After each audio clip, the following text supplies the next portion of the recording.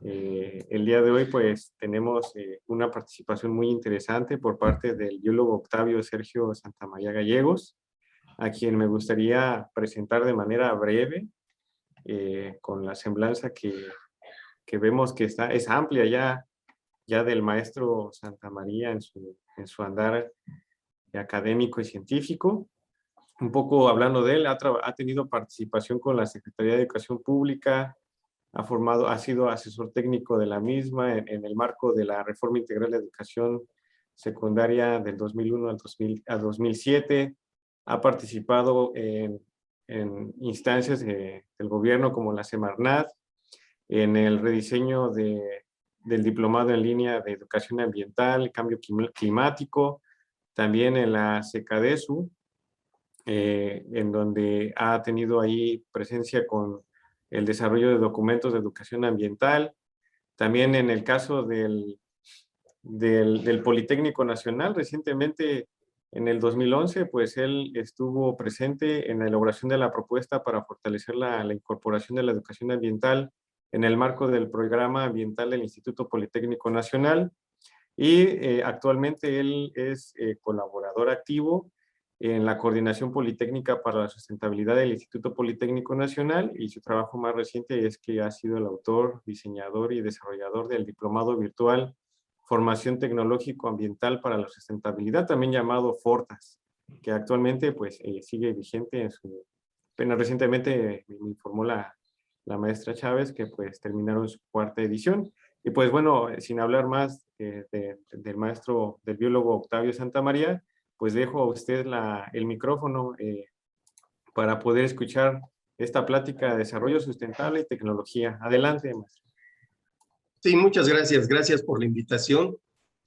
Y sí, efectivamente, ya llevamos prácticamente más de 10 años colaborando con la Coordinación Politécnica para la Sustentabilidad, y particularmente en esta línea de trabajo que el doctor Mayagoitia tiene muy claro, cómo coadyuvar a la formación sobre desarrollo sustentable de la comunidad politécnica, principalmente en un proyecto de formación docente. Y de ahí que pues hemos colaborado en el diseño de este diplomado, como lo acabas de nombrar, Formación Tecnológico-Ambiental para la Sustentabilidad, que no es más que coadyuvar en la formación docente para el dominio de los temas que puedan tener un impacto en la práctica docente de los mismos. Y bueno, pues a partir de esos 10 años, pues han surgido otras actividades paralelas, como algunos talleres que están orientados a fortalecer la inserción del desarrollo sustentable en la oferta educativa del instituto.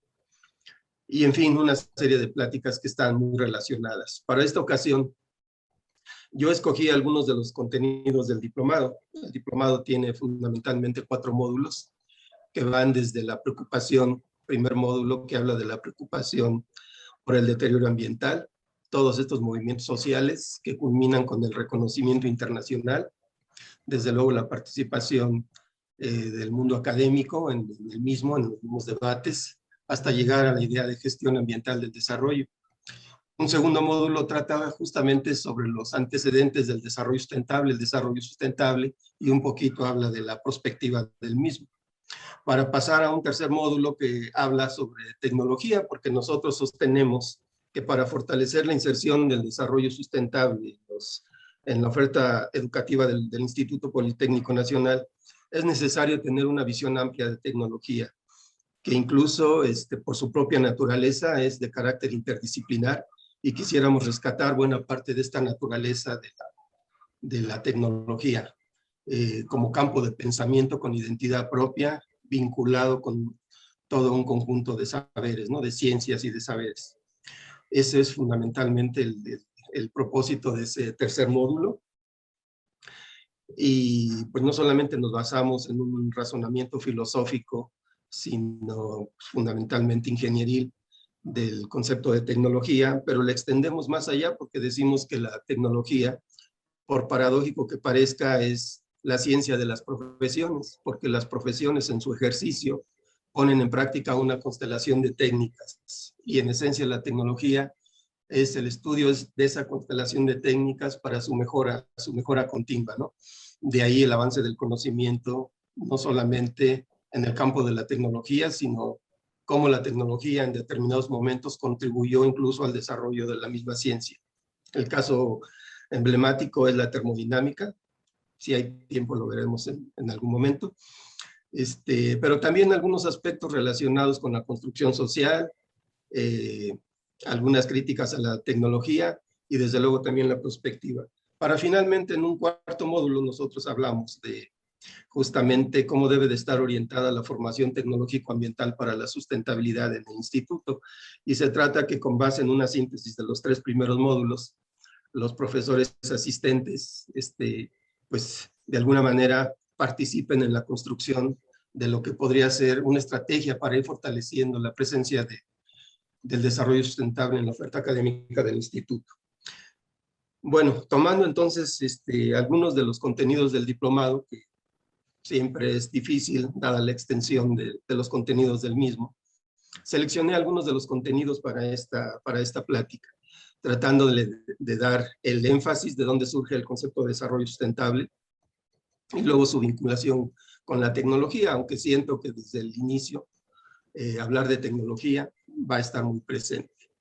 Bueno, entonces lo titulamos así, esta plática es Desarrollo Sustentable y Tecnología, pero desde luego hablando de la importancia que tiene la formación de los futuros profesionistas. Bueno, un pequeño preámbulo. Nosotros sabemos que en la prensa nacional e internacional, hablar de problemática ambiental ya se ha convertido como en un tema cotidiano. El cambio climático está todos los días en palabras de tomadores de decisiones, de las acciones, estrategias que se están llevando a cabo, tanto en el marco de la mitigación como en el campo de la adaptación al cambio climático. Entonces está presente. Desde luego, la pobreza sigue siendo un elemento que está ahí. Algunos hablan de que la pobreza, incluso la pobreza extrema, se ha incrementado. También lo vemos a través de las migraciones masivas, pues México ha sido ahora escenario de estas migraciones, ¿no? El problema de Centroamérica y el Caribe, de seres humanos que quieren llegar a los Estados Unidos y obviamente México es parte de su camino. Pero también hemos estado escuchando los asentamientos humanos en zonas de riesgo, ¿no? Que son vulnerables tanto a derrumbes como a inundaciones principalmente, y sobre todo también se habla de las inundaciones como uno de los efectos del cambio climático. Hablamos del desecho de millones de toneladas de plásticos, que ya en su descomposición y convirtiéndose en microplásticos, pues tienen un efecto de acumulación en las cadenas alimentarias. Pero también hablamos de deforestación y ya no hablamos de kilómetros, sino de miles de kilómetros cuadrados, por ejemplo, en la selva amazónica. Y esto tiene un impacto en la muerte y amenaza e incluso en la extinción de especies. Una de las consecuencias de la deforestación, pues, es que hay un cambio de uso del suelo, acaban siendo terrenos dedicados a la ganadería extensiva y otros más intencionadamente se están desmontando para el cultivo de la soya, dado que la soya se puede pensar que es un sucedáneo de muchos alimentos, ¿no? Incluso se dice que buena parte del atún enlatado es más soya que atún. Bueno, tiene una proporción de soya importante. Desde luego se está hablando mucho de los posibles impactos por la explotación de los yacimientos de litio. Se dice que el círculo, el triángulo donde hay ahorita las mayores reservas es entre Chile, Bolivia, incluso Argentina, hay una parte ahí muy rica en litio. Pero aquí el asunto está en los análisis tendenciales de todos los, digamos, aparatos electrónicos que necesitan pilas, ¿no? Energía portable, y obviamente el litio es la materia prima. Pero uno de los posibles impactos está en que se pase de 8 a 110 millones de autos eléctricos, y eso pues tiene que preverse esos posibles impactos por el uso y la vida útil del litio, incluso todo su ciclo de vida. Y desde luego, pues tal parece que en la medida en que crece la población, crece el consumo de recursos y por lo tanto la generación de residuos.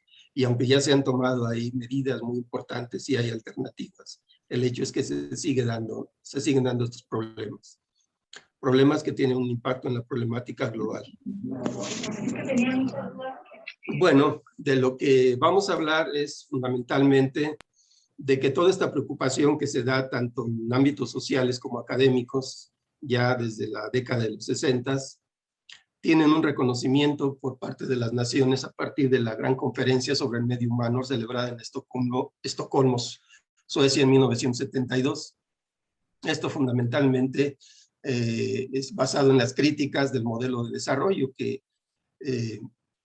modelo que está generando deterioro ambiental, o se observaba desde entonces de un gran deterioro ambiental a través de la contaminación, agotamiento de recursos y desde luego la pobreza, ¿no? El modelo de desarrollo no estaba logrando los objetivos como tal. Esta gran conferencia, a través de su informe no oficial, que se denominó Una sola Tierra, y en el cual participaron una comunidad de científicos, entre ellos premios Nobel y tomadores de decisiones, fue un documento que se utilizó como marco para las discusiones. Desde luego de la conferencia de Estocolmo se derivó una declaración de principios, en donde uno de los aspectos fundamentales que se hablaba de la necesidad de otro desarrollo, ¿no? de cambiar, digamos, el modelo de desarrollo. Y no solamente una declaración de principios, sino una serie de recomendaciones, un documento que se constituyó en una serie de recomendaciones para ir encaminándose hacia la construcción de un desarrollo diferente. Luego de eso, en 1987, entre las cosas más destacadas está el informe Brundtland, en el que se les pidió que hicieran una especie de balance de Estocolmo a la fecha, en este caso a finales de la década de los 80, de qué tanto se había avanzado de acuerdo a lo que se había establecido en Estocolmo. Lo interesante es que en el informe Brundtland se da a conocer este concepto de desarrollo sustentable como una frase ya construida, no obstante que todos los elementos ya estaban incluso, no solamente en el informe no oficial Una sola Tierra, sino en estudios del mundo académico que incluso se puede decir que estaban desde finales del siglo XIX y principios del siglo XX. Y hay información muy rica al respecto. Bueno, después de eso, en Río 92 se da la gran conferencia de Medio Ambiente y Desarrollo, que toma como base el concepto de desarrollo sustentable y ya se generaliza, digamos, para la comunidad de las naciones como un concepto que de alguna manera tiene que impactar los estilos o los modelos de desarrollo. Ahí en la Convención de Río, en esta gran conferencia, perdón, de Río, se generaron 5 documentos. El primero, la Declaración de Río, que tiene que ver con los derechos y obligaciones de los estados. Se derivó también la Agenda 21 que, como un gran plan de acción que constituyó de 40 capítulos, que ahora están más condensados, más sintetizados en lo que son los objetivos del desarrollo sustentable del 2030. Desde luego también hubo una declaración de principios para orientar la gestión, la gestión hacia el desarrollo sustentable. Desde luego está el precursor de lo que ahora es el panel intergubernamental de cambio climático, que fue la Convención Marco sobre Cambio Climático, y también un convenio sobre biodiversidad, como estos elementos importantes que de alguna manera han tenido seguimiento en toda esta larga debate acerca del desarrollo sustentable. Desde luego, en 2012 se celebró nuevamente la reunión de Johannesburgo para hacer una evaluación y establecer cómo rectificar el camino, si es que era necesario, acerca de esta aspiración de llegar al desarrollo sustentable. Y ahora lo que conocemos todo el mundo como los objetivos del desarrollo sustentable 2030, estos 17 objetivos. Bueno, en este camino no hay que perder de vista que desde estas críticas sociales, tanto del mundo académico como de la sociedad en general, buena parte de ellas tienen su fundamento en la ecología, en la economía, y después de la propia crítica se hablaba de la necesidad de la creación de las ciencias ambientales que deben de tomar en cuenta la complejidad, dado que no solamente son relaciones causales lineales, sino hay una serie de causas de tipo, pues más de tipo, vamos a decir, de red, que no son lineales, y que muchas de las causas de la problemática ambiental tienen su origen incluso en la base de valores sobre las cuales se toman las decisiones y las estrategias y incluso las políticas. Actualmente se está hablando más de ciencias de la sostenibilidad y si nos da tiempo hablaremos un poquito de ello. Y obviamente, obviamente no perder de vista que hay un fundamento, ¿no? Desde las ciencias naturales y sociales que están detrás de toda esta crítica. Bueno, son los 17 Objetivos del Desarrollo Sustentable, la mayoría de ustedes ya los ubica, que como dije representa una gran síntesis de lo que fueron los 40 capítulos de la Agenda 21. Desde hablar del fin de la pobreza, el hambre cero, salud y bienestar, educación de calidad, igualdad de género, agua limpia y saneamiento, energía asequible y no contaminante, trabajo decente y crecimiento económico, industria, innovación e infraestructura, reducción de las desigualdades, ciudades y comunidades sustentables, producción y consumo responsable, acción por el clima, vida submarina, vida de ecosistemas terrestres, paz, justicia e instituciones sociales y la alianza para lograr los objetivos, que esto tiene que ver mucho con los acuerdos internacionales que se tomen, dado que la idea de desarrollo sustentable tiene que ser una visión a nivel global. Bueno, pero para hablar de desarrollo yo quiero destacar esto, porque también quiero dejar presente que la tecnología, o en sus inicios la técnica, y la técnica como una acción racional en sí misma, dada que está orientada a determinados objetivos, ha estado presente desde los inicios de lo que son las primeras civilizaciones, ¿no? A partir de la gran revolución de la agricultura hasta nuestros días.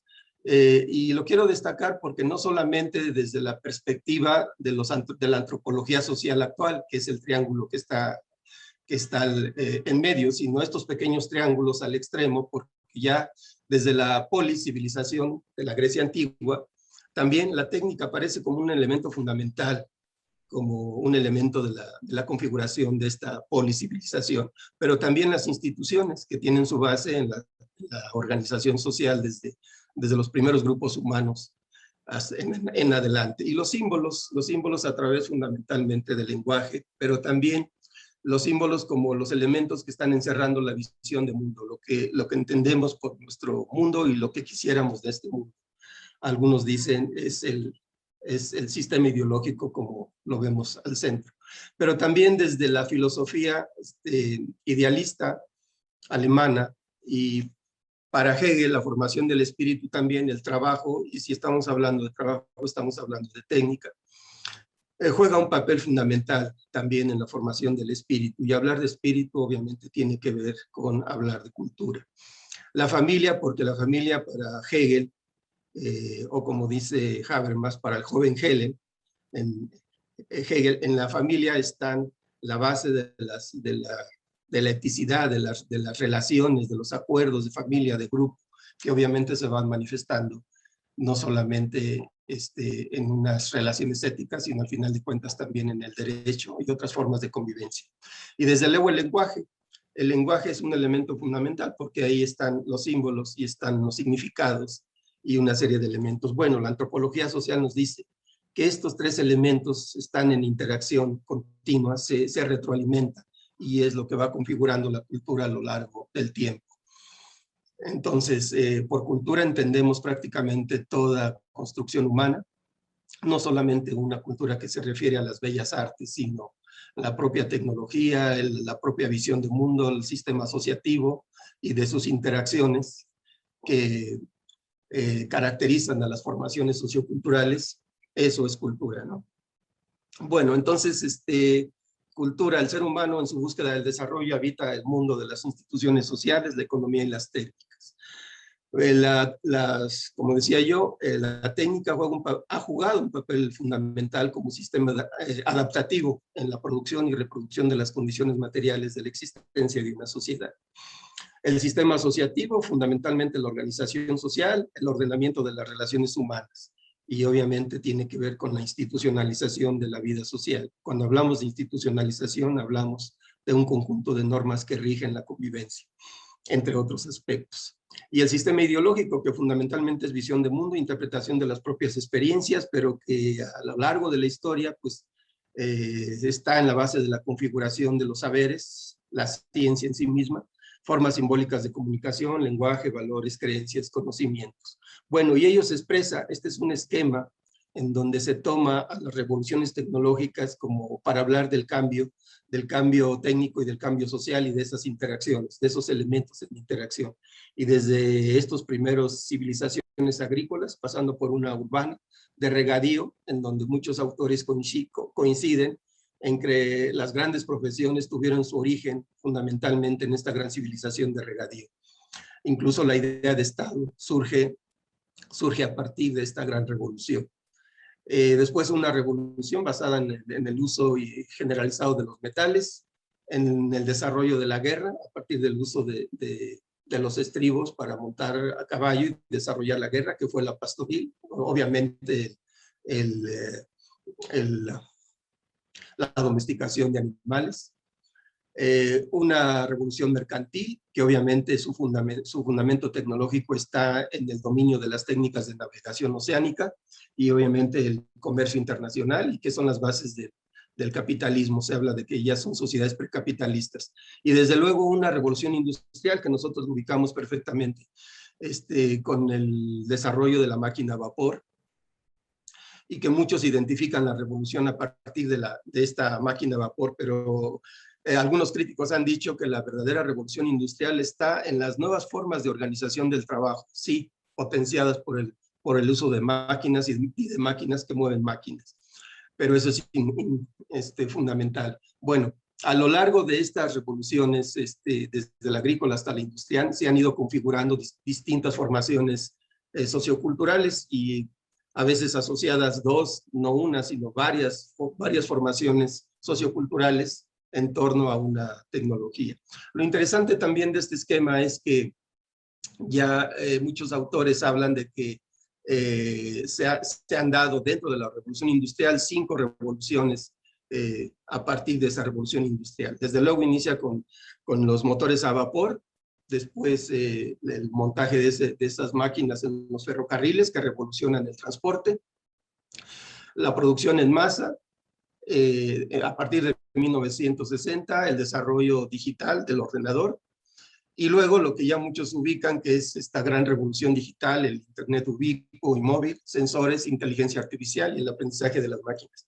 Este es un esquema que desarrolla Klaus Schwab en un libro reciente de 2016. Él me parece que es uno de los miembros activos del foro de Davos y escribe este libro que es más de divulgación que un libro especializado, pero nos ilustra bien estas revoluciones dentro de la revolución industrial. Y obviamente, ¿de qué estamos hablando? De la configuración de la sociedad, de la propia transformación dentro del propio industrialismo de lo que ha sido la sociedad. Bueno, lo quise destacar porque detrás de esto está la tecnología como un elemento fundamental. Bueno, este es el esquema ya más amplio por distintos autores, no me voy a detener, pero desde lo que se puede considerar una revolución copernicana, newtoniana, que se expresa de diferente manera a partir de diferentes autores, pasando por la termodinámica de los sistemas complejos, hasta las nuevas ciencias humanidades y la idea de la revolución del conocimiento en el presente y hacia futuro. Entonces, la que les acabo de describir es la de Klaus, pero también hay un enfoque desde una perspectiva más tecnoeconómica, en donde hay una construcción muy similar. Y bueno, simplemente eso es lo que quiero destacar aquí, dependiendo del autor y del campo de conocimientos desde el cual se hace este análisis, pues obviamente va a haber sus variantes, sus formas de interpretar, ya sea sociocultural, desde la economía, desde un paradigma tecnoindustrial, incluso de la tecnología de la información. Y bueno, estos ejercicios están presentes en muchos autores. Entonces, de la esencia de lo que vamos a hablar nosotros es cuándo surge la idea de desarrollo. Desde luego, para muchos autores, desarrollo es también sinónimo de progreso, y nos dicen, progreso ha estado presente desde los primeros científicos sociales como Adam Smith, David Ricardo, incluso Marx, hasta el presente, ¿no? Entonces, la idea de desarrollo desde la perspectiva de progreso, prácticamente desde el surgimiento de las ciencias sociales ha estado presente. Pero se le da mayor importancia a esta preocupación por el desarrollo como un tópico de posguerra. ¿Por qué? Porque obviamente los países que habían participado en la guerra y habían sido escenario de los combates, pues obviamente habían quedado devastados y había que pensar en la reconstrucción. Pero también economías como la latinoamericana, que participó con materias primas, procesos de trabajo para subsidiar esta guerra, pues también sus economías se vieron fuertemente impactadas. Máxime que no eran países con una industria propia, y obviamente muy lejos de los países ricos del norte, ¿no? Entonces, este tópico de posguerra se convierte como una necesidad y es entonces que se empieza a hablar de desarrollo. Y obviamente cuando se empiezan a dar estos debates, pues se habla que el ejemplo a seguir pues es el ejemplo de los países desarrollados, Estados Unidos, Reino Unido, Francia, la misma Alemania. Entonces hay toda una discusión sobre eso. Y a lo largo de esto pues van surgiendo una serie de teorías, entre ellas la teoría de la dependencia. Vamos a ver un detalle sobre ella más adelante. Pero obviamente las discusiones en lo profundo eran sobre si estos modelos, estas estrategias de desarrollo realmente iban a provocar un desarrollo mutuo, un beneficio mutuo, y sobre todo si esto iba a impactar en el bienestar de la población. Y obviamente veían como una condición fundamental la distribución más equitativa de la riqueza. Después surge también este concepto de desarrollo humano, a partir de una serie de indicadores que actualmente se reducen a trabajo, alimentación, escolaridad, expectativa de vida de los seres humanos, ¿no? Y se construye un índice de desarrollo humano para medir el mismo desarrollo. Bueno, pero por otro lado, bueno, no hay que perder de vista que en la base de la teoría social, pues está desde las filosofías como de la propia ciencia económica, como la filosofía social.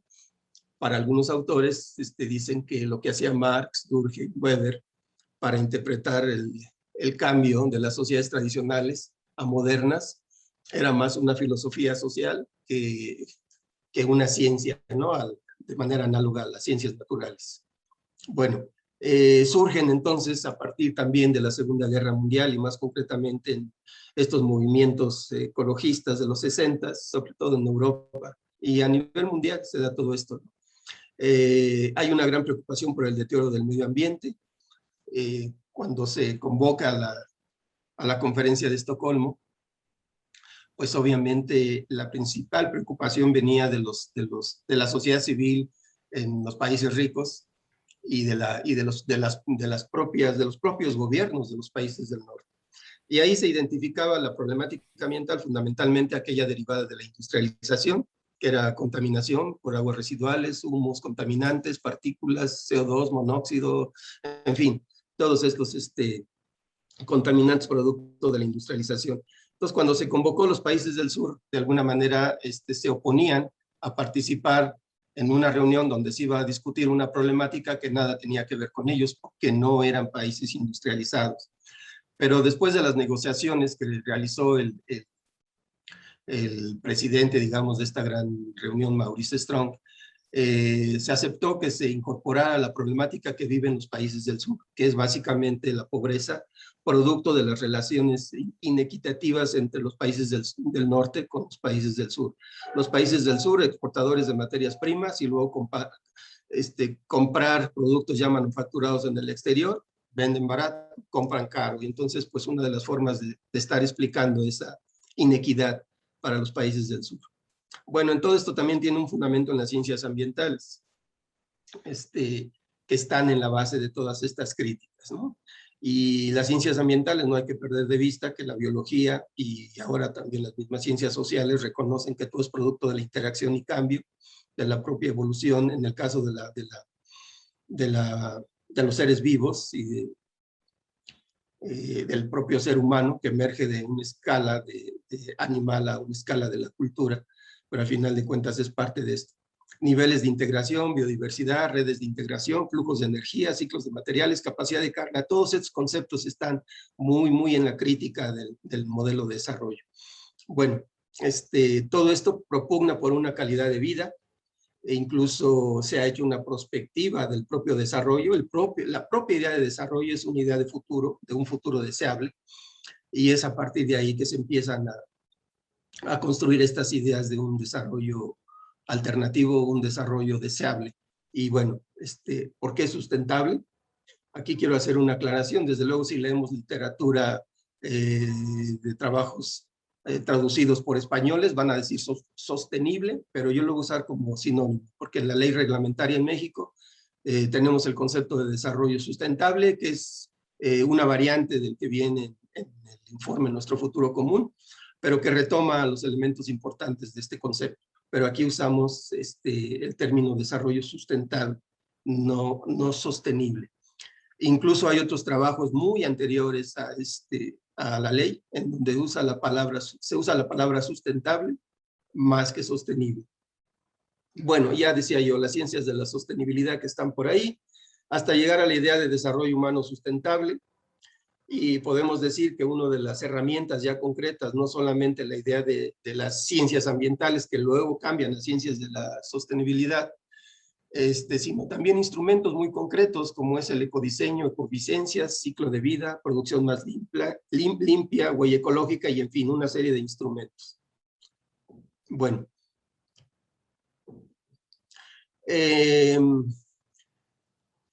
Ya lo mencionamos, las teorías del desarrollo, entre comillas, en tiempos modernos, nacen como el tópico de posguerra para la construcción de las economías, ya lo mencioné. Se configuran para dar respuesta a las preguntas sobre las condiciones de desigualdad económica y social entre las naciones, y en especial en las naciones atrasadas. Independencia de numerosos países, que es otra de las razones por qué hablar de desarrollo. Se puede decir, esta emergencia de nuevas naciones que lograron su independencia, naciones que habían sido colonias, pues también tendrían que aspirar a un tipo de desarrollo, ¿no? Principalmente de Asia y de África. Y en el caso de América, que estábamos viviendo el modelo de sustitución de importaciones, pues también había ciertos reclamos de que ese modelo de sustitución de importaciones fuese un desarrollo más autónomo, ¿no? Más equitativo. Bueno, se da una crisis económica de los países ricos en Estados Unidos, se habla de la Gran Depresión del 29, como también, no solo las naciones pobres tienen esta necesidad de hacer un reenfoque de la teoría del desarrollo, sino las propias teorías neoclásicas de la economía habían fallado, ¿no? De ahí la Gran Depresión del 29 en Estados Unidos, de 1929. Y a partir de ahí también con estas teorías se llega a la idea de la creación de los organismos internacionales, como es la Organización de las Naciones Unidas, el Fondo Monetario Internacional, el Banco Mundial, esta Organización para la Alimentación y la propia UNESCO, ¿no? Ahí. Bueno, se preguntan cómo se explica el crecimiento económico, y esto pues echando mano ya desde los clásicos, la economía clásica, desde Adam Smith, se dice que el motor de la economía lo constituía la acumulación de capital, es decir, la inversión del excedente. Pero ¿de dónde surgía ese excedente? Y fundamentalmente decían de dos leyes naturales de la economía, que la fuente del valor es el trabajo, y dos, los intereses individuales cuando se realizan en libertad culminan en un beneficio colectivo. Sin embargo, la posición de Marx no era necesariamente esa. Él dice, sí, el valor radica en el trabajo, pero el salario es equivalente al pago del valor de cambio de la fuerza de trabajo, siempre menor al valor de uso de la misma. Bueno, lo que nos está diciendo aquí Marx es que, primero, cuando se produce para el autoconsumo, que es un producto, pero también se produce para el mercado, que es una mercancía. Y el valor que tienen como valor de uso y como valor de cambio son diferentes. Entonces aquí lo fundamental es que se dice que el valor de uso se paga mucho menor a los trabajadores que lo que puede ser el valor de cambio de la fuerza de trabajo. Y en ese sentido, pues hay una relación de explotación y hay un conflicto de clases y crisis. Entonces se habla de que en el futuro esa va a ser como la crisis del capitalismo, ¿no? Van a disminuir las ganancias y va a haber una sobreproducción. Bueno, hemos visto que no necesariamente ha tenido razón Marx. Pero luego surge una economía neoclásica fundamentalmente con Walras, que es un autor en donde él se fija más en los procesos de la microeconomía, en las preferencias del individuo y el análisis estadístico. Lo importante es lo que ocurre en torno a la circulación y a la formación de los precios. Ellos formulan una economía que está más cerca a lo que son las ciencias exactas y, por decirlo así, a través de los análisis estadísticos matematizan las relaciones económicas. Entonces elaboran una visión subjetiva del valor basado en la utilidad y en la escasez, desde luego mediado por el mercado o las leyes del mercado, de la oferta y la demanda. Y eso, decían, va a alcanzar la fijación de los precios en equilibrio, que van a garantizar la asignación óptima de recursos, que de hecho es la definición moderna de lo que es la ciencia económica, ¿no? La asignación óptima de los recursos. Pero esto planteaba un rechazo a la intervención estatal. Bueno, esto fue así hasta que surgen las propuestas y el paradigma de Keynes, y sobre todo por el mal funcionamiento, digamos, de la economía neoclásica. Entonces, luego de la incapacidad del funcionamiento de la lógica de mercado para explicar la crisis económica de la Gran Depresión, la economía neoclásica fue desplazada del campo de las políticas económicas. Los recursos físicos y humanos estaban subutilizados y demostró la importancia de definir políticas económicas en las cuales la intervención del Estado juega un papel preponderante. Bueno, entonces quise pasar esto porque mientras que la economía neoclásica rechaza la intervención del Estado, con Keynes se habla del papel que debe de jugar el Estado, no solamente desde una perspectiva normativa, sino como un coparticipante de la propia economía. Lo interesante también de este análisis es que a partir de Keynes se abrió la posibilidad de diferentes enfoques económicos para estudiar realidades diferentes. Y eso es lo interesante también, porque no todos los países, obviamente, en sus contextos socioculturales, incluso ambientales, pues son iguales. Tendría que haber enfoques diferentes. Y bueno, actualmente hay muchísimos enfoques sobre las teorías del desarrollo desde la perspectiva económica que tratan de explicar el fenómeno. Lo interesante de esto es que hay un cambio en los enfoques y propósitos de las teorías del desarrollo. Por un lado, del estudio de las transformaciones de las estructuras económicas de las sociedades, así como de las restricciones que bloquean dichos cambios, se cambió al estudio de las causas de las desigualdades, tanto desde una perspectiva política como estratégica, así como de los medios para una transformación social profunda y para superar el subdesarrollo. Y esto es interesante porque no solamente están denunciando, digamos, el fracaso de ciertos modelos económicos, ¿no? Sino se está proponiendo la necesidad de proponer ciertos medios y entender por medios pues, un conjunto de estrategias, tecnologías para esa transformación social profunda y superar el subdesarrollo. Bueno, entonces ya decíamos, proliferan enfoques cuyo objetivo de estudio es cómo alcanzar un desarrollo equiparable al nivel obtenido por aquellos países que pueden satisfacer plenamente necesidades y elevar el nivel de vida de la población. Sin embargo, esto último tiene una gran crítica porque se dice que no se pueden seguir el esquema de los países del norte. Y entre otras razones, pues porque hay una gran consumo de recursos, un consumo suntuario de esos recursos que no necesariamente tiene que darse en el sur. Bueno, hay un libro muy interesante sobre las teorías del desarrollo de Preston, y él nos dice que todos los ejercicios de teorización social entrañan compromisos ontológicos, es decir, cómo interpretamos la naturaleza del fenómeno, en este caso del cambio social, epistemológicos del conocimiento que se genera en torno a esos fenómenos, y prácticos en términos de intervenir, en este caso, en procesos sociales, ¿no? Intervenir en los procesos del desarrollo. Además, hay una gran diferencia entre los enfoques entre la ciencia natural y social, y si bien hay un gran debate, sobre todo en los primeros teóricos de las ciencias sociales, que decían que había que imitar a las ciencias naturales en sus enfoques, pues al final de cuentas se habla de que no se puede abordar de manera igual los fenómenos en las ciencias sociales que en las ciencias naturales. Los primeros son producto de relaciones causales, no obstante que puedan ser también fenómenos complejos. Al final de cuentas, estamos tomando objetos de conocimiento, entre comillas, medibles, ¿no? Pero él dice, bueno, el primero tiene que ver con el empirismo, que estas son dos grandes ramas filosóficas de la epistemología del conocimiento, el empirismo, que es producto de la experiencia, pero por otro lado está el racionalismo, que es producto del razonamiento de la mente. Entonces, para él es tratar los fenómenos sociales como filosofía social, tiene que ser el enfoque, porque se ocupa de la comprensión interpretativa de los patrones de la cultura, se ocupa de la esfera de los significados y de las comprensiones, y obviamente eso está fuera de lo que hacen las ciencias basadas en un enfoque empirista. Bueno, y nos dice que el objeto de estudio de esta filosofía social es el cambio complejo para comprender el cambio social.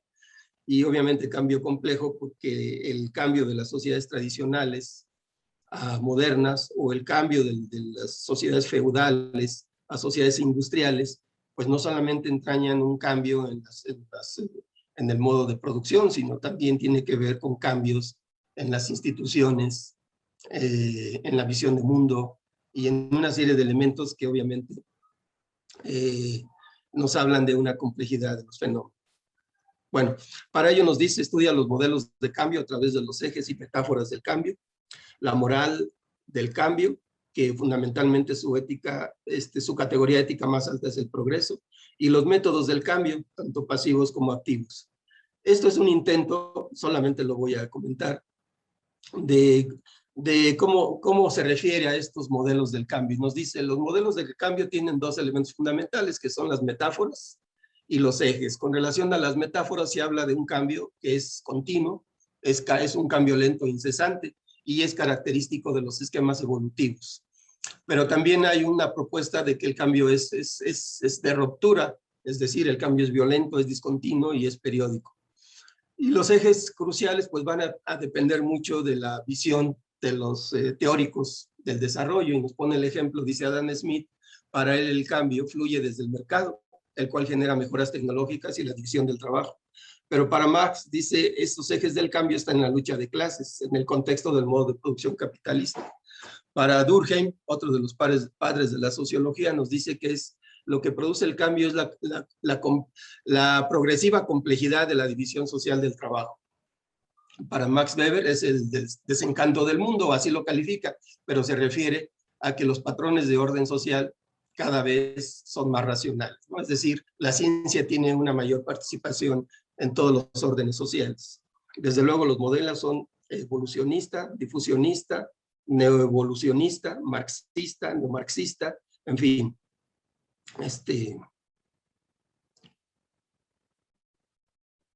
Me interesa más destacar la ética del cambio, y la ética del cambio porque siempre se ha puesto al progreso como desarrollo, ya sea desde los siglos XVIII al XIX y hasta la actualidad. Entonces, ¿cuál ha sido esa ética ya expresada en términos, digamos, cómo se expresa en la realidad? Es un desarrollo basado en un esquema liberal demócrata, fundamentado en el evolucionismo, el modelo del hombre como consumidor, ve a la humanidad actuando según necesidades egoístas, y esto es típico de los neoclásicos de la economía. Pero existe una posición radical demócrata que invoca un enfoque materialista histórico y ve al hombre ve al ser humano como hacedor, la humanidad actuando según metas sociales, y se pregunta qué es lo que cuenta como progreso. Y eso es interesante, ¿no? Porque obviamente la idea de desarrollo y de progreso, como vamos a ver, no va a ser igual necesariamente para todas las culturas o sociedades. Bueno, después de la Segunda Guerra Mundial se identifican tres teorías: el mercado liberal, obviamente vinculado a la teoría neoclásica, el mercado social, cuya meta del desarrollo se equipara con la reforma social planeada y ordenada, y el radical democrático, que afirma una ética democrática y una estrategia materialista histórica, y que es coextensiva a la búsqueda de la democracia radical. Bueno, los métodos de cambio, esto es interesante porque basado en un sociólogo contemporáneo, Giddens, él dice que debe de ser activo, en oposición a lo que se espera del cambio estructural o de acontecimientos causales, que lo denomina modo pasivo. Cualquier acción será dependiente del contexto, eso también. Para el tercer mundo, ellos solo se espera que sea dentro de los límites de su herencia cultural. Bueno, siempre vamos a tener esa limitante, ¿no? de la herencia colonial. Aquí una de las cosas interesantes es que tiene que ver mucho con las relaciones de producción que se dan en la base y obviamente su vinculación hacia las instituciones sociales, ¿no? Pero obviamente una de las posturas es que el cambio deberá ser no solamente activo, sino deberá ser planificado, producto de la acción política, y entendamos por política cuando se establecen objetivos claros hacia dónde debe de marchar el desarrollo. Entonces, esta acción política de los diferentes actores sociales debe ser muy clara, ¿no? Y debe ser resultado de un debate político abierto. Y es interesante porque así como se habla de esta crítica de que en las políticas, en las políticas neoclásicas o el ejercicio de una economía neoclásica, pues obviamente se hablaba de que el Estado no debe de intervenir o intervenir en lo mínimo. Pero acá el orden debe ser generado por el gobierno. Intervención del Estado, pero requiere de conocimiento, experiencia y ética, y eso es fundamental, planificar para alcanzar las metas del desarrollo con independencia. Bueno, son elementos que quería destacar de estas, aunque hay algo más de información. ¿Cuáles son los tres, digamos, principales enfoques que podríamos encontrar? Bueno, ya hemos dicho, se ve al crecimiento como sinónimo de desarrollo, y nos dice que se mide la tasa de crecimiento, mide el desarrollo, el ingreso por habitante mide el nivel de desarrollo, y la inversión tiene influencia sobre el crecimiento del ingreso, el equilibrio dinámico y la ocupación. Bueno, y luego hay otra postura, que es el crecimiento por estados o etapas, y que este es un esquema que se fundamenta en un enfoque evolutivo. Señala descriptivamente cómo a través de diversas etapas se puede llegar a la sociedad moderna. Pero es como si todos fueran a seguir, digamos, el modelo eurocéntrico, ¿no? De los países ricos, de cómo han evolucionado. Y esto ha sido muy criticado.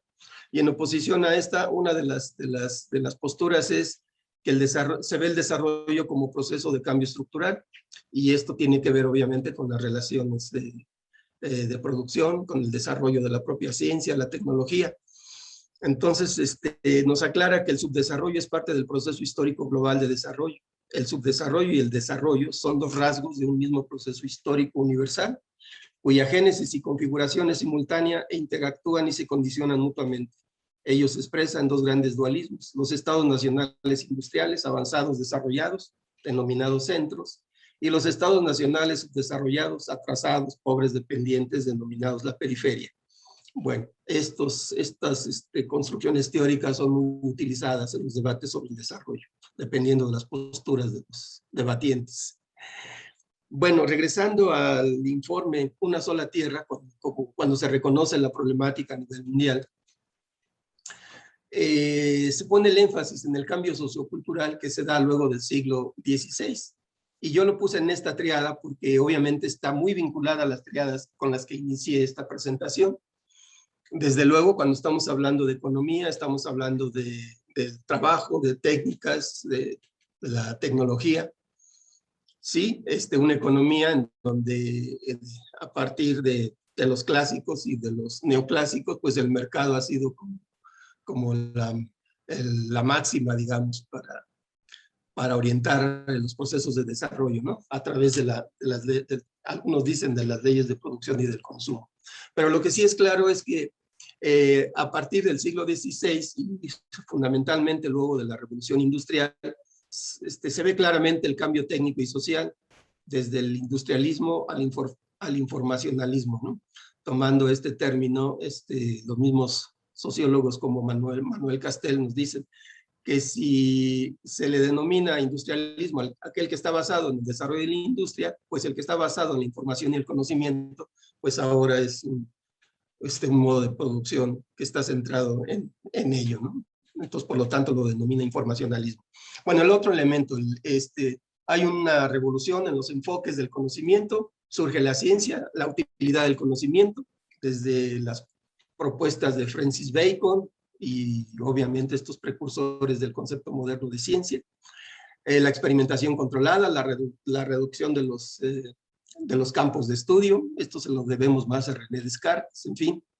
Pero lo interesante es eso, ¿no? El desarrollo de la ciencia en todos los aspectos. Y aquí yo solamente puse un ejemplo, la industria química o la ciencia, la química como ciencia, y luego lo que se deriva del uso de la ciencia, del uso social de la ciencia. Entonces, en 1985 se estimaba un total de 63,000 sustancias de uso cotidiano, y de estas solo 2,000 habían sido bien estudiadas. Es decir, hay un gran impacto de esas 63,000 sustancias de uso cotidiano. Bueno, el otro elemento de la triada es el surgimiento de los estados-nación, que tiene que ver justamente con las formas de organización social, ¿no?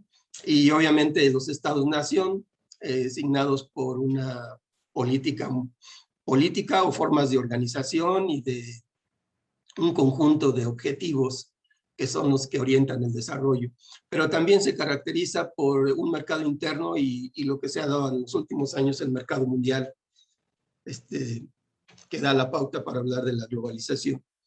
Pero hay otro elemento ahí interesante, que es la asociación de la ciencia o el Estado con el desarrollo de la ciencia. Y eso es fundamental porque a partir de ahí han surgido ya esquemas que se expresan muy claramente a partir de la Segunda Guerra Mundial, ¿no? Con estos proyectos tecnocientíficos. Y hablando de uno más en términos positivos, el genoma humano, por ejemplo. Pero también está esta parte terrorífica, ¿no? Las guerras por territorios que han sido características después del siglo XVI en adelante hasta la Segunda Guerra Mundial, y en la actualidad vemos que sigue habiendo conflictos de ese tipo. Y la peor amenaza, y también es una llamada de atención, es que en la actualidad se estima que existen 14,000 armas nucleares por ahí activas, ¿no? Bueno, las fallas del mercado, que esto nos lo muestra muy claramente ya toda esta crítica, es la desigual distribución del ingreso, desequilibrio social, por lo tanto pobreza, desempleo, desatención de los servicios públicos. El mercado nunca se ocupó de la salubridad, agua potable, saneamiento, por supuesto la educación, planeación de los asentamientos humanos e industriales, por los impactos de la misma industrialización, riesgo por el uso de materiales y energía. Recuerden los grandes desastres naturales como la explosión de Bhopal en India, el problema que han tenido las plantas nucleares desde Chernobyl y la última en Japón con el efecto del maremoto, bueno, que siempre es una amenaza. Y obviamente el costo del deterioro ambiental, lo que se han denominado como externalidades, es decir, aquellos costos que no están contemplados dentro de los costos de producción, y básicamente el costo que implica la contaminación y el que se tengan que desarrollar acciones para el tratamiento de todos estos impactos ambientales. Aunque hay una gran crítica sobre eso, ¿verdad? Porque aunque los costos de producción se incorporaran, es decir, los costos del deterioro ambiental, la extinción es el caso extremo en donde ningún costo lograría el que se regresara a la vida a una población, a una especie. Desde luego, tampoco el mercado se ocupa de desperdicios, efluentes, contaminación, en fin. Bueno, otro elemento que ha estado presente ahí, fundamentalmente, son 3 escenarios en el crecimiento de la población. Dice la ONU que si se redujera a un hijo por familia, podríamos tener un escenario para el 2150 entre 3,600 millones de habitantes hasta 27,000, dependiendo si es 1, 2, 3 hijos e incluso más por familia, ¿no? Entonces el escenario se torna crítico si no hay políticas de población que estén atendiendo estos asuntos. ¿Por qué? Porque van a tener un gran impacto sobre el consumo de recursos. Y prácticamente esta imagen que muestra un planisferio, en donde prácticamente muestra dónde ya está ocupado el territorio, y aquello que no está ocupado es porque es desierto, porque son áreas inhóspitas para vivir, ¿sí? Y bueno, pues no se ha ocupado el territorio por esas condiciones extremas, ¿no? Y además porque en buena parte de estos territorios, curiosamente, está la mayor reserva de recursos para el futuro desarrollo. Curiosamente están en el sur, y donde está más poblado pues, es en el norte, donde se da mayor consumo de recursos. Bueno, esto es para hablar los 3 niveles de alteración. Los ecosistemas son fuentes de recursos y energía, ya sea desde minerales hasta recursos orgánicos, como materias primas que entran en un proceso de producción. Ese proceso de producción produce también aguas, genera aguas residuales, humos contaminantes, pero produce bienes que se van al consumo y el consumo al bienestar. Pero en estos tres vemos tres niveles de alteración, ¿sí? Desde la extracción de las materias primas, los recursos, los propios efluentes de los residuos de los procesos productivos e incluso el impacto del ciclo de vida de los productos. Bueno, entonces tres niveles de alteración que han estado ahí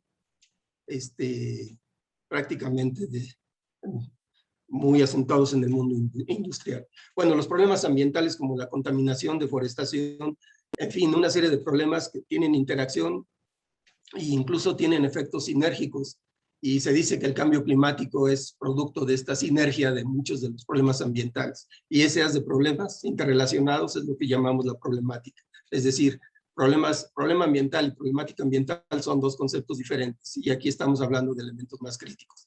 Y esto ya surge en el libro de los límites del crecimiento, cuyos autores son los esposos Meadows y colaboradores. Bueno, entonces se habla también de que es el síntoma de la crisis de las relaciones de la sociedad con la naturaleza y de los seres humanos entre sí. El modelo de desarrollo, la industrialización, papel de la tecnología como medio de relación de la sociedad con la naturaleza y el papel de la ciencia. Los problemas son de alcance mundial, son complejos, interactúan vigorosamente entre sí. Bueno, la pregunta es, no son problemas de los ecosistemas, son producto de prácticas sociales. Y obviamente esas prácticas sociales están inmersas en lo que la sociedad ve como cierta normalidad, ¿no? Y que es necesario ir reorientando esas prácticas sociales, y entre ellas las prácticas profesionales. De ahí el papel de las instituciones de educación superior en la formación de profesionales. Bueno, estos son los antecedentes, digamos, inmediatos de lo que entonces ahora hablamos por desarrollo sustentable. Desde luego se habla de paradigmas como el de frontera económica, que es explotación infinita de recursos, tiene un antropocentrismo muy fuerte, centrada en los seres humanos, y obviamente ya hablamos de todos sus impactos. Pero luego cambian a ciertos modelos de protección ambiental, en donde se habla de la contradicción entre la ecología y el crecimiento. Hay un antropocentrismo todavía fuerte, se expresa una problemática ambiental, se reconoce el problema de las externalidades y se empieza a dar un giro. Pasando por enfoques de manejo de recursos, ya se habla de la sustentabilidad, de una economía ecológica, se modifica el antropocentrismo, ya reconoce más del valor de los otros elementos no humanos por su valor en sí mismos, atiende los problemas del agotamiento de recursos, la pobreza, la población.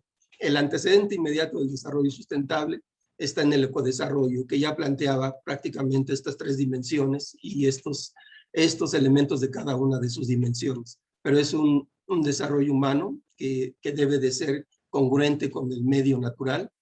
Incluso se hablaba de enfoques más ecocéntricos, dándole más valor a los elementos de la naturaleza, y a una simbiosis que se debe dar entre la economía, la ecología y los sistemas sociales.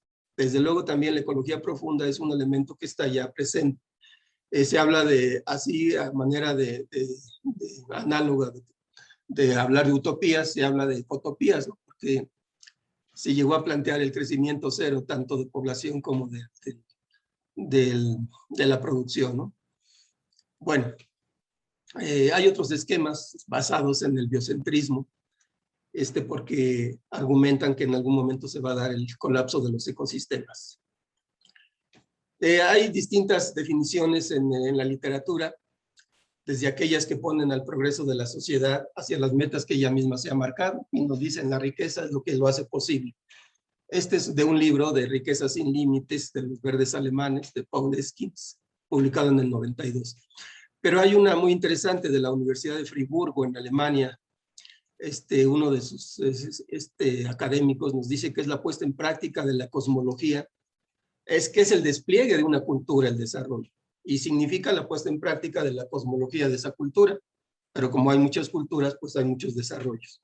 Una perspectiva desde la Unión Internacional para la Conservación de la Naturaleza, nos dice que el desarrollo es el mejoramiento de la calidad de vida humana, en tanto se mantenga la capacidad de soporte de los ecosistemas. Es decir, aquí hay un concepto fundamental de la ecología, que es la capacidad de carga, que no la podemos sobrellevar. Y tiene mucho que ver también con la idea de los límites del ecosistema. Y desde una perspectiva económica es como si tuviéramos una cuenta de ahorros y solamente vivimos del capital, pero no tocamos, vivimos de los intereses, pero no tocamos el capital, ¿no? Entonces nos habla de que es un cambio económico subordinado al carácter constante de las existencias naturales de capital. Las existencias de bienes ambientales se mantienen a un valor constante mientras se permite que la economía se desarrolle con miras a alcanzar los objetivos sociales que se estimen apropiados. Bueno, esto lo quise poner porque más allá del término desarrollo sustentable, el término desarrollo en sí mismo tiene muchos significados. Y obviamente cuando ya lo adjetivamos con sustentable, pues puede haber muchas variantes del concepto.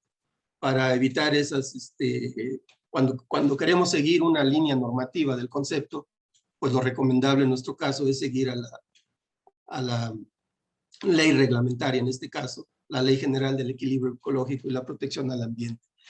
No hay que dejar de mencionar entonces que desarrollo sustentable está definido de manera, digamos, simple, pero que tiene implicaciones muy fuertes en lo que hay detrás de la definición y de los principios, en donde ya las cosas no son tan simples, ¿no? Que dice que es satisfacer las necesidades de las generaciones presentes sin comprometer el que las futuras generaciones puedan satisfacer las propias. Pero aquí lo interesante están estas tres dimensiones del desarrollo, que para algunos autores son cuatro, ¿no? Aquí no está la dimensión ética que debe de estar presente. Pero en una dimensión económica sí, para muchos países, como los países del sur, es necesario el crecimiento, porque es una condición para el desarrollo, pero debe de haber equidad y eficiencia en los propios procesos productivos. Desde una perspectiva social, se demanda una participación de la población, que ya hay esquemas de gobernanza, hay ejemplos, muy pocos, pero hay ejemplos de esa participación de la sociedad. La movilidad social, que es necesaria la educación, que es lo que nos va a permitir esa movilidad social, cohesión social e identidad cultural son fundamentales. El desarrollo sustentable no nos debe de llevar la idea de una cultura universal. A lo mejor de ciertos principios sí, pero no necesariamente de una cultura universal. Y en lo ambiental, desde luego, la integridad ecosistémica, si se cuida en un gradiente de ecosistemas, no hay que cuidar solamente el bosque templado, y luego los campos agrícolas que están a su alrededor, sino tiene que ser una, vamos a decir, conservación integral de todos los pisos, de todos los ecosistemas, en un gradiente, desde los bosques templados hasta las marismas. Debe de haber ese cuidado, porque de nada sirve hacer un proyecto de conservación de una marisma cuando en la parte alta de la cuenca se están usando pesticidas que van a acabar en esos cuerpos de agua. Bueno, desde luego la capacidad de carga de los ecosistemas, no sobrepasarla, la conservación de la biodiversidad, las emisiones globales, fundamentalmente los gases de efecto invernadero y la estabilidad climática. Esto es simplemente las cuatro dimensiones del desarrollo, incluyendo la ética. Esta es la definición que no muchos se refieren a ella, que viene también en el informe Nuestro Futuro Común de la Comisión Brundtland, que nos dice que el desarrollo no es un estado de armonía fijo, sino un proceso de cambio por el que la explotación de los recursos, la dirección de las inversiones, la orientación de los progresos tecnológicos y la modificación de las instituciones están acordes y acrecientan el potencial actual y futuro para satisfacer las necesidades y aspiraciones humanas, y concuerdan con la necesidad tanto presente como futuras y deberá apoyarse en la voluntad política. Esto viene en el informe Nuestro Futuro Común.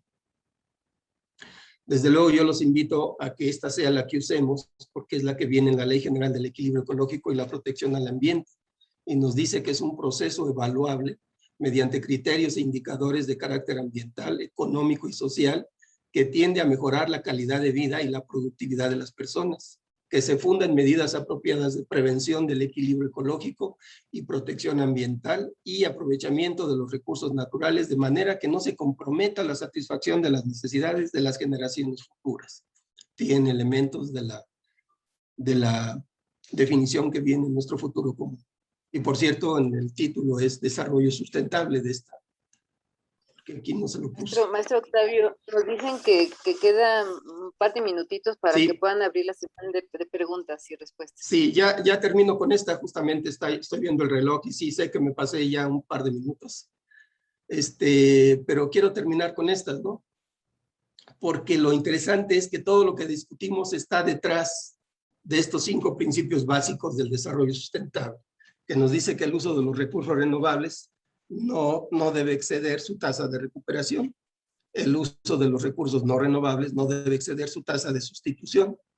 La generación de desechos y residuos no debe exceder las capacidades de asimilación de los sistemas naturales. 4, la superación de la pobreza. 5, la equidad intra y transgeneracional. Bueno, aquí la pregunta es, ¿para qué sirven estos principios? Y la respuesta podría ser inmediata: para orientar procesos sociales, procesos productivos y en general.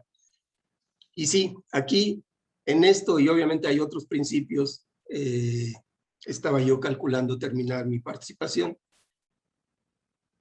No perder de vista que también hay principios sobre la soberanía estatal y responsabilidad de no causar daño ambiental, responsabilidades comunes pero diferenciadas, el principio precautorio, preventivo, subsidiariedad, que deben de tomarse las decisiones desde ámbitos muy bajos de gobierno, el que contamina paga, en fin, y sobre el deber de no discriminación por daños ambientales, en fin. Entonces, quise ir hablando de tecnología a lo largo de la presentación y por eso hablé de hecho del diplomado. Tenemos todo un módulo sobre tecnología, pero aquí la idea fundamental era hablar sobre desarrollo sustentable, desde luego, y el papel que está jugando la tecnología, porque algunos dicen, si la tecnología son las herramientas, las máquinas, lo material, digamos, que vemos, y son responsables del deterioro, pues nos van a llevar a un callejón sin salida. Pero no, la tecnología la estamos, como lo dije al principio, en principio como un gran campo de conocimientos con identidad propia. Y ese campo con identidad propia también nos puede permitir la idea de construir los escenarios deseables del desarrollo.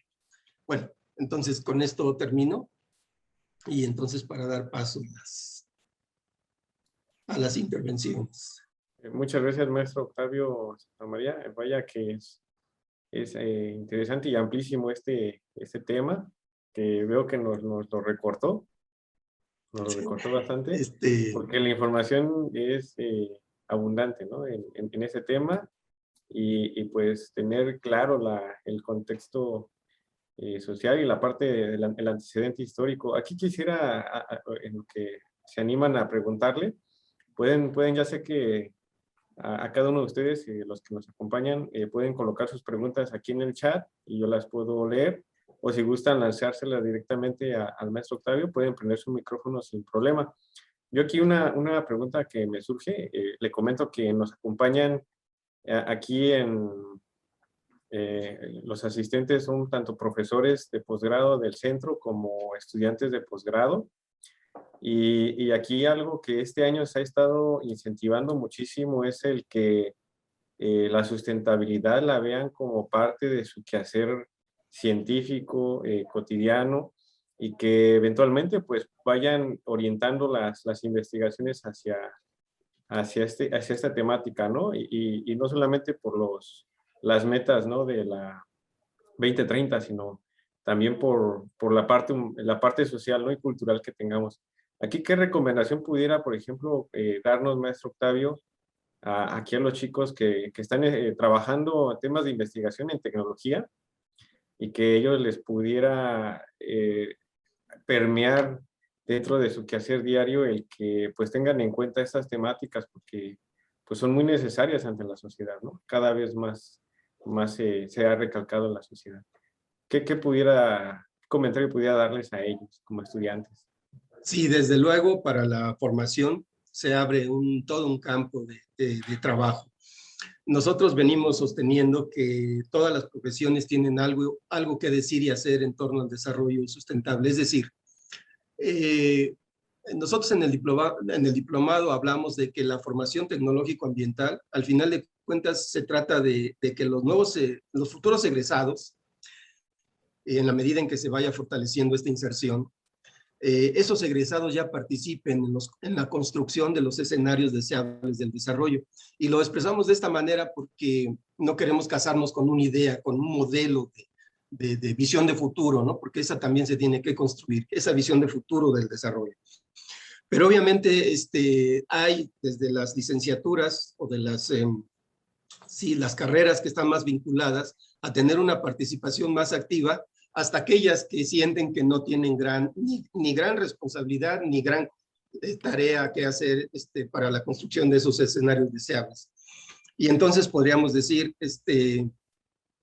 un arquitecto, nada más poniendo el ejemplo, en algún momento se pensaba que cuando se construía una casa, por ejemplo, pues ahí no había más que la modificación del terreno y construir la casa, pero resulta que los 200 insumos que se requieren para construir una casa, cada uno de ellos tiene un fuerte impacto ambiental. El ejemplo clásico era, en México se utilizaba mucho el tabique recocido. Entonces, tan solo el tabique recocido con acerrín, con incluso de desperdicios de cosecha en algunos casos, pero el caso extremo era que hasta llantas y todo lo que era combustible lo metían para producir tabique. Entonces, la huella de carbono de ese tabique era altísima, la contaminación que estaba generando los insumos para la construcción de la casa es altísima. Si nosotros atendemos, por ejemplo, cables eléctricos, bueno, el material eléctrico en general, las varillas, vamos a ver, de acuerdo a esos 3 niveles de alteración, obviamente que la huella ecológica de cada uno de los insumos para la construcción de una casa son muy altos. Entonces ahí hay muchas áreas de oportunidad de la misma ingeniería para atender el origen de esos insumos para bajar la huella ecológica. Pensemos en el campo de la electrónica y pensemos en una tarjeta, así se le llama, ¿verdad? Las tarjetas donde van los circuitos. Sí. Empezando por la tarjeta que es de baquelita. ¿Qué es la baquelita? Hay toda una historia del desarrollo de la baquelita, vinculada al desarrollo de estos materiales, vamos a llamarle artificiales, ¿no? Plásticos. Entonces, no solamente eso, sino también la huella ecológica de la maquiladora de productos electrónicos tiene una huella muy alta. Y no solamente eso, sino las poblaciones que tienen contacto con las sustancias, la soldadura, los solventes. Se dice que son poblaciones de riesgo porque obviamente están expuestas a los contaminantes de manera directa. Y así por el ejemplo, entonces ahí en ese caso también hay una huella ecológica muy alta en muchos de los insumos de los materiales electrónicos. Entonces, aunque uno en apariencia no está provocando estos impactos ambientales altos, sí los materiales de origen tienen un alto impacto. Pero pensemos, por ejemplo, en carreras como la biología y que nos dijeran, a ver, hagamos ciertos cálculos para ver si un bosque puede contribuir de alguna manera importante en la captura de carbono.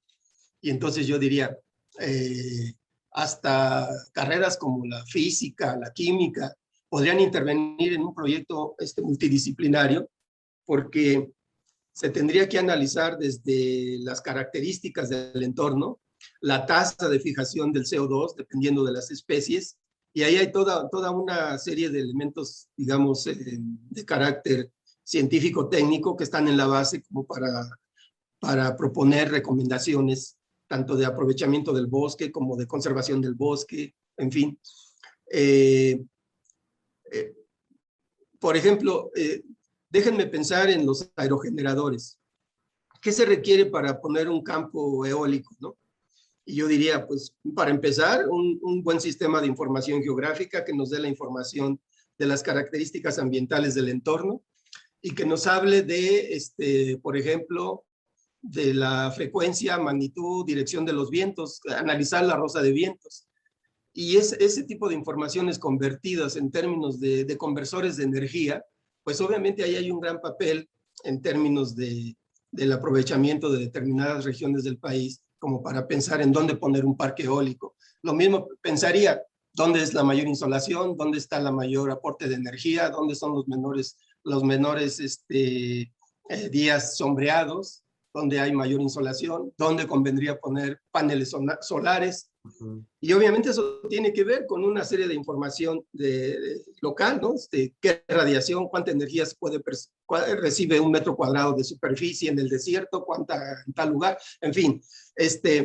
Desde luego, si nosotros quisiéramos meternos a desarrollar tecnologías que están orientadas al aprovechamiento de energías limpias, desde un buen manejo de la información geográfica hasta cálculos muy concretos que tienen que ver con cuestiones de física, química, termodinámica, por decirlo menos, ¿no? En donde muchos de nuestros profesionistas, desde luego, podrían estar orientados.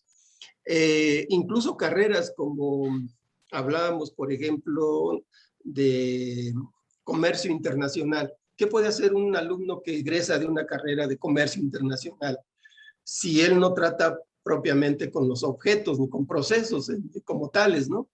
Pero sí está obligado a conocer la normatividad con relación al objeto de comercio, por ejemplo, ¿no? Y ahí también debería de tener una formación muy cercana, por un lado en conocer la normatividad ambiental también, no solamente en términos generales del comercio, sino la ambiental, los acuerdos internacionales en materia de comercio. Pero también debería de tener conocimiento de la huella ecológica de los productos que se van a promover, ¿no? El propio turismo, ya ven que ahora es muy común hablar de turismo sustentable. ¿En qué consiste un turismo sustentable, ¿no? Desde el desarrollo del sitio y los propios servicios que presta, cómo están alineados con los principios del desarrollo sustentable. Bueno, esta es como una idea de posibles vías, ¿no? De donde los futuros profesionistas, investigadores pueden ocuparse de algunos de los campos de actuación, ¿no? En favor de tener Sí. presente la sustentabilidad.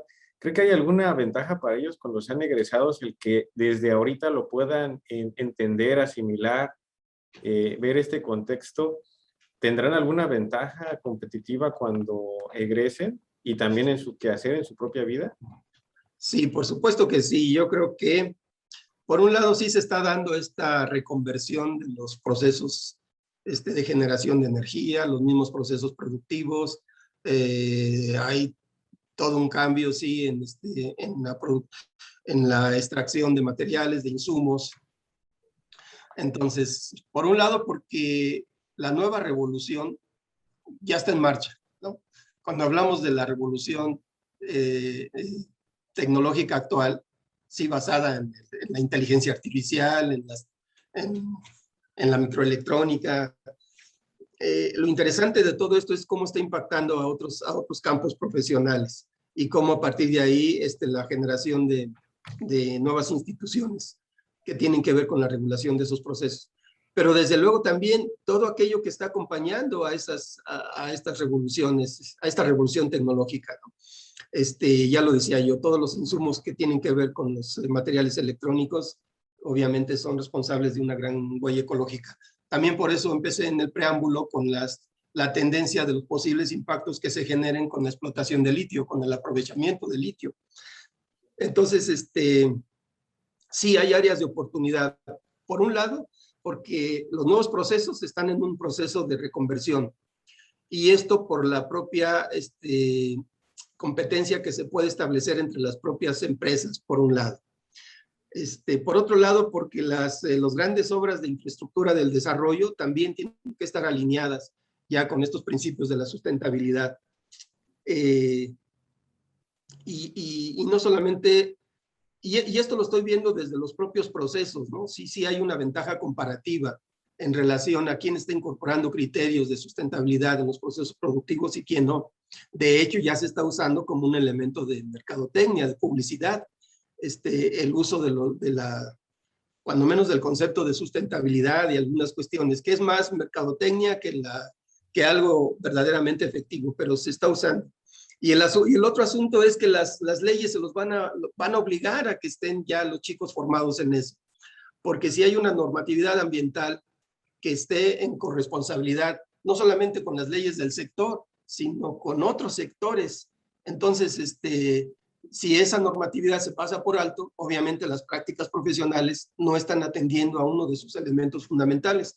Aunque yo no quise verlo por ahí, sino lo quise ver con la necesidad de todo un recambio en los procesos de producción y consumo, ¿no? Más allá de que la ley nos esté obligando a cambiar. No sé si No, sí, el de énfasis hecho, que... ahorita con eso que comenta, maestro, usted me hizo recordar ahorita, por ejemplo, varios de los proyectos de investigación que está apoyando el CONACYT, pues están enmarcados en, bueno, al menos hablando en México, ¿no? En lo que son los programas nacionales estratégicos y que pues ahorita con la plática pues claramente están marcados con el desarrollo sustentable porque atacan problemas del agua, de movilidad, de energía, de salud, incluso la parte social en cuanto a también ahí incluso, bueno, hay una parte más acerca de la violencia, ¿no? Pero los primeros, la cultura incluso, también lo está marcando como un problema nacional estratégico. Entonces, por ahí también ya se ve que las instituciones, pues, como usted comenta, o sea, el Estado lo está empujando y pues también se ve en las áreas de actuación que eventualmente tendrían los egresados, ¿no? No sé si qué tan informado está acerca de esto de los PRONACE. Bueno, no tengo una información concreta, pero sí sé que muchos de los programas de investigación sí están abocados, por ejemplo, ya en la propia, como decía yo, en la prensa nacional e internacional, nosotros vemos a veces noticias hasta cierto punto medias catastrofistas, ¿no? Y bueno, una de las ideas que me viene a la mente es el asunto de las guerras del agua, en el sentido de que el agua va a ser un recurso limitado, en donde en la medida en que no haya agua suficiente, pues simplemente las ciudades y los procesos industriales, la misma agricultura va a tener un impacto muy fuerte, ¿no? Y obviamente ahí es donde se habla del colapso, no solamente de los ecosistemas, sino de la propia sociedad. Que es un tema que ya no toqué, pero hay uno de los escenarios que es un escenario muy catastrofista, en donde si no se revierten estas tendencias, obviamente puede llegar a darse procesos de violencia en la sociedad, ¿no? Y obviamente siempre va a haber algunos más pudientes que otros. Pero bueno, esperemos que esos escenarios no se logren y que efectivamente buena parte de la investigación sí esté orientada. Pero yo diría, sí hay que tomar muy en cuenta dos elementos, porque en algún momento se hicieron muchas críticas al documento de los límites del crecimiento en el sentido que estaba reavivando las políticas neomalthusianas, ¿no? Las políticas malthusianas, en el sentido de que los pobres se reproducen mucho y cada vez va a haber más y más y más pobres porque son los que más... Y entonces ese crecimiento de la población pobre va a ser la amenaza para el desarrollo, ¿no? Pero no, yo creo que más allá de las críticas neomalthusianas a los límites del crecimiento, el concepto de límites es fundamental porque está vinculado al asunto de la capacidad de carga de los ecosistemas.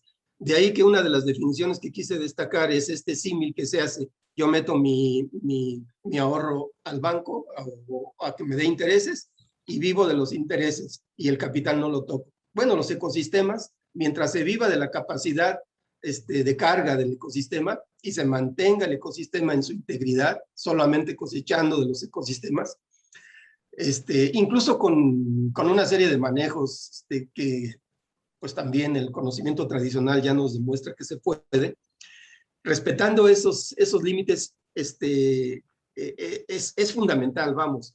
La tecnología, por más que avancemos en los desarrollos tecnológicos, si sobrepasamos esos límites de carga de los ecosistemas, obviamente no va a haber planeta que le dé de comer a tantos seres humanos. Entonces, Sí se evidencia la necesidad de un límite, ¿no?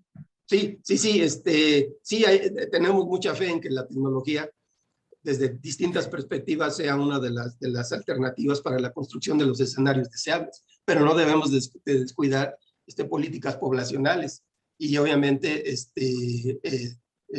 los límites de los ecosistemas a partir de los cuales pues es la base de cualquier sistema productivo, ¿no? Al final de cuentas. Y también otro comentario, maestro, cambiando un poco ahí. Aquí nos acompañan profesores, como le comentaba, de posgrado. ¿Ellos qué papel juegan en este momento para que las futuras generaciones pues puedan tener claro esta temática del desarrollo sustentable? ¿Qué papel jugarían ellos? ¿Qué palabras les pudiera dirigir a ellos? Bueno, la primera es estar atentos a problemáticas de actualidad, sobre todo las que están vinculadas con las propias prácticas profesionales, porque este principio de responsabilidad compartida tiene que identificarse, ¿no? No podemos pensar en el deterioro ambiental sin actores, sin responsables. Y lo curioso es que cuando reconocemos a esos actores y a los responsables, en buena medida, prácticas profesionales todavía están con la lógica de que, bueno, yo construyo y una parte de lo que yo construyo está provocando un impacto, está destruyendo, para que se entienda. A la vez que se construye, se destruye y se ve como algo normal, ¿sí? Bueno, entonces, la primera reflexión es que toda práctica profesional tiene que tomar conciencia de los posibles impactos que se generan a lo largo de su actuación profesional. Déjenme poner un símil. Si yo estoy hablando de agricultura y la agricultura dice desde la preparación del suelo, el preparar el suelo en el sentido de quitar las malas hierbas, hacer los surcos, poner la semilla, germina, regar, pero necesito controlar plagas, pum, le meto ahí los pesticidas, empiezan a proliferar las malas hierbas, pum, le meto un herbicida, bueno, pues entonces ya estoy ubicando en dónde tengo los mayores impactos ambientales, dependiendo del tipo de pesticidas que esté utilizando yo en ese proceso agrícola, ¿no? Hasta la cosecha, incluso el uso de maquinaria. Bueno, y eso es muy interesante en la agricultura, porque los sistemas tradicionales, los balances energéticos son positivos, es decir, se obtiene más energía de la que se invierte, pero en la tecnología agrícola que utiliza demasiado petróleo son negativos, se utiliza más energía para producir que la que se produce. Esos son estudios reales que hay por ahí. Bueno, ese es otro campo también de trabajo interesante para ello. Bueno, entonces, déjenme definirlo así porque es algo que no toqué, pero lo analizamos en el diplomado. Toda profesión en su práctica cotidiana pone en juego una constelación de técnicas. Si yo identifico esa constelación de técnicas y puedo ubicar aquellas que tienen un mayor impacto del uso de esas técnicas o de los materiales que tienen que ver con esas técnicas, pues obviamente esa es una de las primeras tareas que tengo que hacer, identificar mi práctica profesional, qué de mi práctica profesional puede tener un impacto negativo en el medio ambiente y empezar a trabajar en las posibles alternativas. No era el objeto de esta plática el hablar, por ejemplo, de la química verde o de la agroecología, pero yo mencioné algo de la química porque es una de las ciencias que más impacto tiene en muchos procesos industriales, la química. Y entonces la química ya se puso las pilas, porque ahora dicen, la química tiene que dar un giro hacia la química verde, sobre todo el uso de los principios de la química. Y entonces ya se habla de la química verde y se habla de 12 principios de la química verde. Entonces, un profesor de química está obligado a conocer a la química verde y quitarle ese estigma, porque pues, estaban los taxis ecológicos, que eran estos Volkswagen Sedán pintados de verde, y uno decía, no, pues ya eso es lo ecológico. No, nada que ver, nada que ver. El sentido profundo de la química verde no es que la pintaron de verde, es que en el diseño químico de las sustancias, en el uso de catalizadores, en el uso de energía, en el uso son inocuos, no son persistentes, todo eso ya lo tiene incorporado la química. Bueno, entonces, para empezar, ya se tiene que enseñar química verde en las escuelas, desde la educación media, ¿no? Se tiene que tener muy claro qué se está haciendo en términos de cómo están operando esos 12 principios, tanto en la docencia como en la investigación, en las prácticas estudiantiles. Bueno, entonces, simplemente el resumen es, sí, el profesor tiene que identificar cómo su práctica profesional puede estar contribuyendo a la problemática ambiental. Identificar y empezar a trabajar para revertir eso desde la investigación. Y ahí es donde cobra sentido lo que yo decía de la tecnología, porque la tecnología, si tiene por objeto esa constelación de técnicas, en realidad estoy haciendo tecnología al estar haciendo mejoras en los procesos técnicos, ¿sí? Insumos, herramientas, en fin, todo lo que participa en un proceso técnico. Bueno, más allá de eso, yo no quisiera dejarlo solamente para las ingenierías. Yo quisiera que otras de las licenciaturas que no se identifican mucho con ello también sepan que hay mucho que hacer y decir con respecto al desarrollo sustentable, ¿no? Que podrían de ser justamente las ciencias sociales. Y en la economía, pues no es la excepción. Actualmente en la economía, también la economía ecológica se ve como una materia optativa, como un paradigma alternativo, cuando la vinculación entre los sistemas naturales y la economía, no como ciencia, sino en la producción, distribución, consumo de recursos, estamos hablando del flujo de materiales y energía del ecosistema a la economía. Y entonces, ese flujo de materiales y energía, de alguna manera lo tenemos técnicamente bien identificado de cómo están interactuando estos dos, el ecosistema y el sistema económico. Bueno, eso es un elemento fundamental ahora de la economía. Y obviamente es toda una disciplina la economía ecológica, que es un poco hija de la economía ambiental, nada más que esta es más profunda, más crítica, porque sí está orientada a la construcción del desarrollo sustentable y la otra no. La otra es más como un paliativo al modelo económico industrial, ¿no? Por decirlo de alguna manera. Bueno, y la otra es, ahorita que se me vino a la cabeza, ser muy críticos, por ejemplo, de las ISOs, por ejemplo, ¿no? Porque las ISOs son producto de la propia industria. Ellos las inventaron y la industria va a hacer a modo sus normas, ¿no? Entonces, mucho ojo, ser muy críticos con que a veces creemos que estamos aplicando la ISO 14000, que tiene que ver con las cuestiones de medio ambiente, y en realidad son como versiones muy light de una normatividad que debe de ser más estricta con muchos de los procesos productivos.